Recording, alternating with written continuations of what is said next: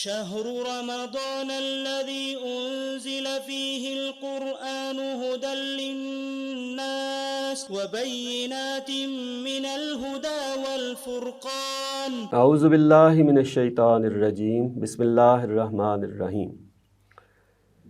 سورہ ابراہیم میں اس سے پہلے ہم پڑھ چکے ہیں کہ اصل میں شکر کا رویہ جو ہے وہ ہے آدمی کو جو ایمان کی طرف لے کر جاتا ہے، اور ناشکری کا رویہ آدمی کو کفر کی طرف لے جاتا ہے۔ تو وہاں جو کشمکش برپا ہے تو اس کا اگر خلاصہ کیا جائے تو وہ دراصل دو کلمات کی کشمکش ہے۔ ایک طرف کلمہ طیبہ ہے یعنی توحید کی بات، اور دوسری طرف شرک کا کلمہ خبیثہ۔ تو دونوں کلمات کی گویا کہ کشمکش ہے۔ تو اب اسی حوالے سے آگے کا مضمون جو ہے وہ بیان کیا جائے گا۔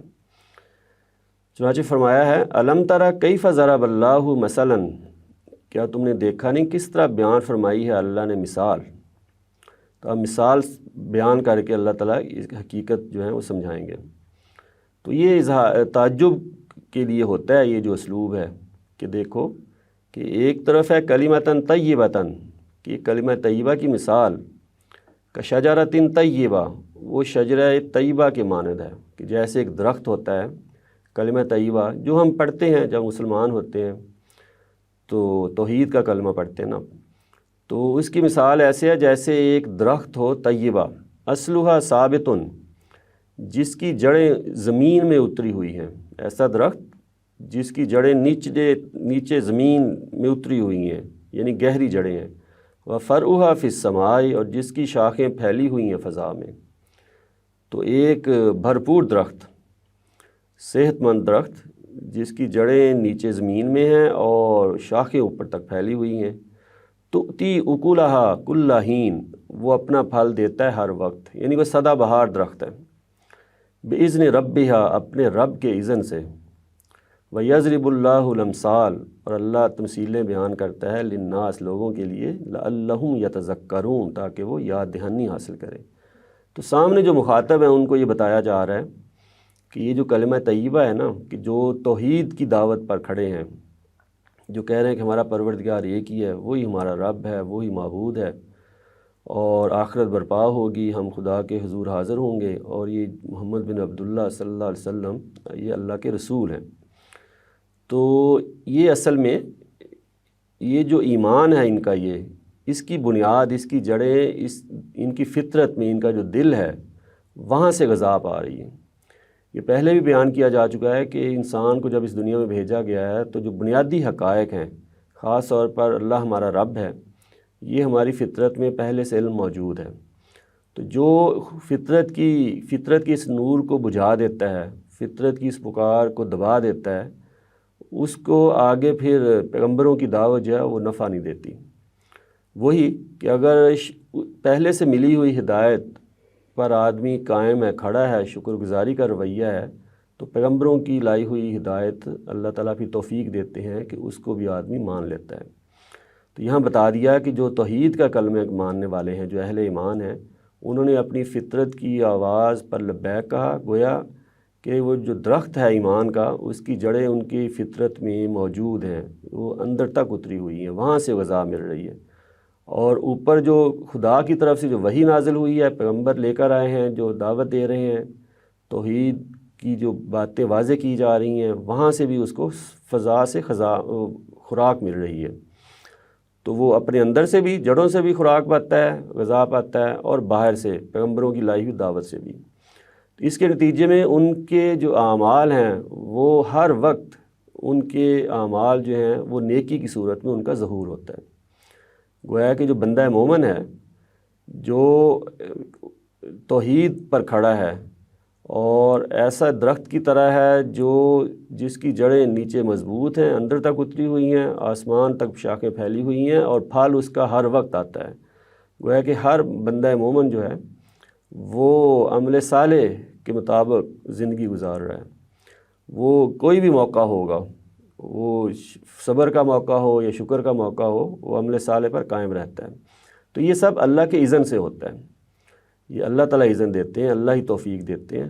تو اللہ تعالیٰ نے اس کا ایک قانون بنایا ہوا ہے کہ جو پہلے سے ملی ہوئی ہدایت کی قدر کرے گا، شکر گزاری کا رویہ اپنائے گا، اس کو مزید دیا جائے گا۔ چنانچہ یہ بتا دیا کہ یہ مثالیں اس لیے بیان کی جا رہی ہیں کہ لوگ اس سے یاد دہانی حاصل کریں۔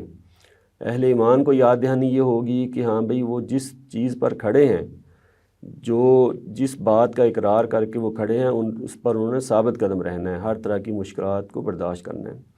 اور کفار کے لیے یہ ہے کہ ان کے پاس مہلت ہے، وہ اگر چاہیں تو ان لوگوں کی صف میں شامل ہو سکتے ہیں۔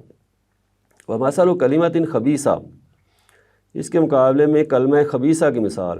یہ کلمہ خبیثہ کیا ہے؟ جو شرک کا اعلان کر رہے ہیں، جو کہتے ہیں کہ خدا رب معبود ایک ہی نہیں ہے اور بھی ہستیاں شریک ہیں، اور خدا کی بعض صفات کے انکاری ہیں، خاص طور پر جو آخرت کی طرف لے کر جانے والی صفت ہے۔ تو ان کی مثال کشجرۃ خبیثہ، شجرہ خبیثہ کے مانند ہے، یعنی کہ ایک طرف سرسبز و شاداب درخت ہے شجرہ طیبہ، اس کے برعکس یہ شجرہ خبیثہ ہے۔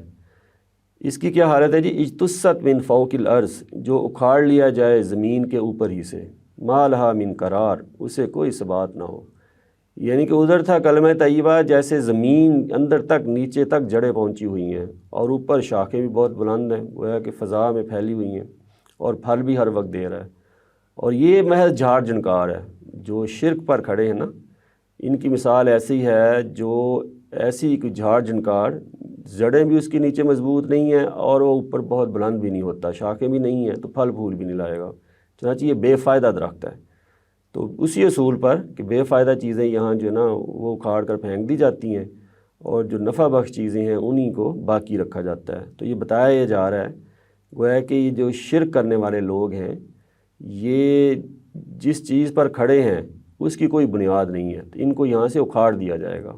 ایک دن آئے گا کہ اہل ایمان جو کہ مضبوط بنیادوں پر کھڑے ہیں، وہ ان کا یہاں غلبہ ہو جائے گا، اور یہ جو شرک والے لوگ ہیں ان کو جھاڑ جھنکار کی طرح یہاں سے اکھاڑ کے پھینک دیا جائے گا۔ یثبت اللہ الذین آمنوا بالقول الثابت، تو اللہ تعالیٰ سے بات عطا فرمائیں گے ان کو جو اس محکم بات پر ایمان لائے ہیں۔ اہل ایمان اسی محکم بات سے ثبات پائیں گے، یعنی یہ جو کہہ رہے ہیں کہ ہم اللہ ایک ہی اللہ کو ماننے والے ہیں، یہ ہے قول ثابت۔ اس وجہ سے اہل ایمان کو قرار ملے گا، ثبات ملے گا، فی الحیات الدنیا، دنیا کی زندگی میں بھی، و فی الآخرہ، اور آخرت میں بھی۔ یعنی یہاں بھی ان کو اللہ تعالیٰ جزا دیں گے دنیا میں، اور آخرت میں بھی اس کا اجر ملے گا۔ وَيُذِلُّ اللَّهُ الظَّالِمِينَ، جبکہ اللہ ظلم کرنے والوں کو بھٹکا دے گا۔ ظلم اصل میں شرک جو ہے نا وہ سب سے بڑا ظلم ہے، اور یہ دراصل اپنی جان پر ظلم کرنا ہوتا ہے کہ اللہ تعالیٰ کا جو حق بنتا ہے اس کو نہ دینا، اور جو چیز صرف اللہ کے لیے خاص ہونی چاہیے اس میں دوسروں کو شریک کر لینا، تو یہ اصل میں ظلم ہے۔ تو اللہ تعالیٰ کہہ رہے ہیں کہ جو مشرکین ہیں اللہ ان کو بھٹکا دے گا۔ وَيَفْعَلُ اللَّهُ مَا يَشَاءُ، اور اللہ کر گزرتا ہے جو وہ چاہتا ہے۔ یہ جب اللہ تعالیٰ بیان فرماتے ہیں کہ اللہ جو چاہتا ہے کر گزرتا ہے، تو اس کے کچھ اصول ہوتے ہیں جو اللہ تعالیٰ نے اپنے لیے مقرر کیے ہوئے ہیں، کیونکہ اللہ تعالیٰ ایسی الٹپ معاملات نہیں چلاتے، اللہ تعالیٰ حکیم ہستی ہیں، تو ہر معاملہ اس کے پیچھے کوئی حکمت ہوتی ہے، تو وہ اصول قاعدے ضابطے ہوتے ہیں۔ تو ان آیتوں سے بھی معلوم ہو گیا کہ جو اندر کی جو پکار ہے فطرت کی، جو اس کو دباتا نہیں ہے، اس کو باہر نکلنے دیتا ہے، اور پیغمبروں کی لائی ہوئی دعوت کا جواب وہ پازیٹیولی دیتا ہے، ایمان لاتا ہے، وہ ہے دراصل جو ہدایت کا مستحق ہے، اور اس کے ساتھ اچھا معاملہ کیا جائے گا۔ دوسری طرف جو اندر کی پکار، فطرت کی جو پکار ہے، اس کو دبا دیتا ہے، اور چنانچہ پھر پیغمبروں کی لائی ہوئی دعوت بھی اس کے کسی کام نہیں آتی۔ تو یہ لوگ ہیں جو جھاڑ جھنکار کی طرح ان کو پھینک دیا جائے گا۔ تو یہ یہاں بشارت یہ بھی اہل ایمان کے لیے کہ اس دنیا میں کلمہ طیبہ سے ان کو ثبات ملتا ہے، اگر وہ اس پر قائم رہیں گے تو ثابت قدمی بھی ملے گی، اور ہر طرح کی مشکلات میں اللہ تعالیٰ مدد بھی فرمائیں گے۔ اور جو آخرت کے معاملات ہیں وہاں بھی ظاہر ہے اللہ تعالیٰ ہی کی مدد کی ضرورت ہوگی، وہی کام آئیں گے، تو یہ کلمہ طیبہ آخرت میں بھی مددگار ہوگا۔ تو یہ اہمیت ہے توحید کے اس کلمے کی، جو ہم اہل ایمان مسلمان اپنی زندگی کو جب ہم آغاز کرتے ہیں تو اس وقت ہی سے اس کلمے کو تھام لیتے ہیں، تو ساری زندگی ہمارے لیے وہ رہنمائی کا باعث بنتا ہے۔ وآخر دعوانا الحمد للہ رب العالمین۔